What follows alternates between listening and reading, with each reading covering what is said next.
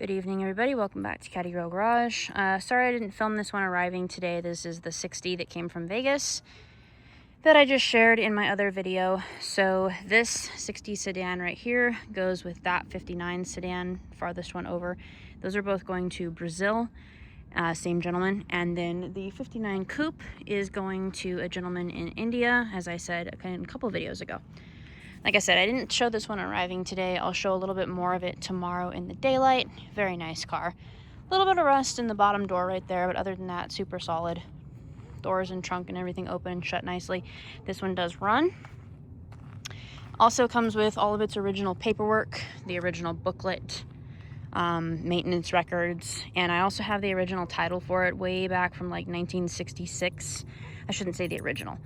A duplicate title that was made when the gentleman brought the car from Florida to Vegas in 1966. So it has been in Vegas since 1966, which is hence the reason why it is so solid and dry. So anyway, getting a little full up back here. Got quite a few, but like I said, they're all getting ready to go to their new owners and homes where they're going to get fully restored. But anyway, I'll show you guys more of this one tomorrow in the daylight. I didn't make it out here early enough today.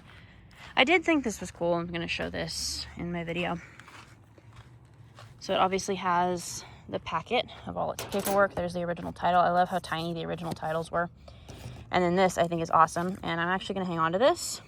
This is a postcard from the dealership that it came from in Fort Lauderdale, Florida.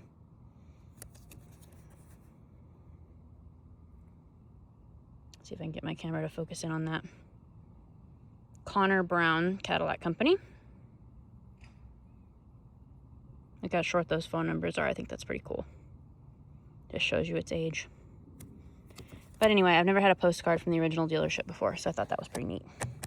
So anyway, guys, thank you for joining the video. I will show you more of this one tomorrow. It may actually be leaving tomorrow along with the sedan.